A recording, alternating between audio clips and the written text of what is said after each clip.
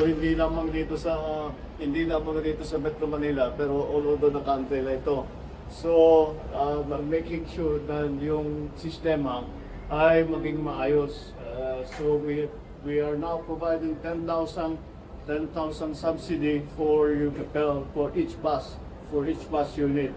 Tapos yung method of payment, lahat ng klase method of payment pwede. We can do it via digital payment or GCash. You can go to the ATM. May mga card naman na may hawak ka na, may card naman yung mga driver natin, at saka lahat ng operator na issue ng card, pwedeng gamitin yun. Meron pa rin iilan na talagang gusto nila, hindi tayo nilang gawin digital. Kaya meron pa, pwede mag-issue ng check kung talagang kahit cash, pwede pa rin. Pero siguro, mas maginhawa, it's easier, it's more practical. Pag as much as possible, ang gagawin natin ay digital payment. So, we are, tulungan nyo naman kami para yung mga ating riding public ay hindi masyadong mahirapan o nanguna at hindi sila masyadong mapigatan sa pamasahe.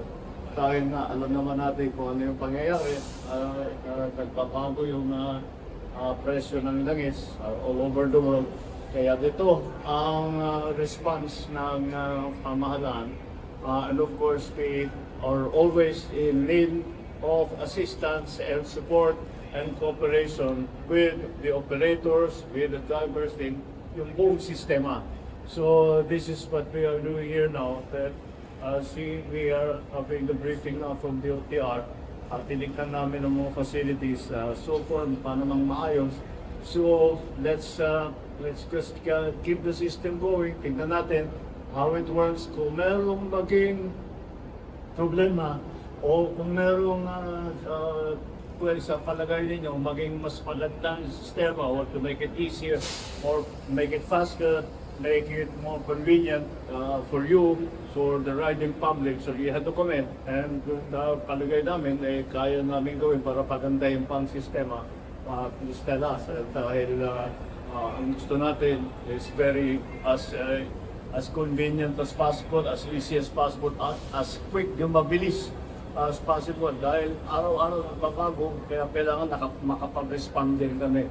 So, with that cooperation, ako malakas ang loob ko sabihin na pagkapasat na tutulungan tayo, yung private sector, at saka yung kayo mga operator, at saka kami sa in government, sana maging hindi na yung pakiramdam na ating riding public, yan naman na din ang ating mga sinisip visual. Matiyak natin na maging maayos ang kanilang pagkain. So, thank you all for being part of the solution at patuloy natin gagawin ito hanggang kailangan. Maraming salamat. Good morning sa inyo na. Kasi ayan ako yung managers check sila. Authority.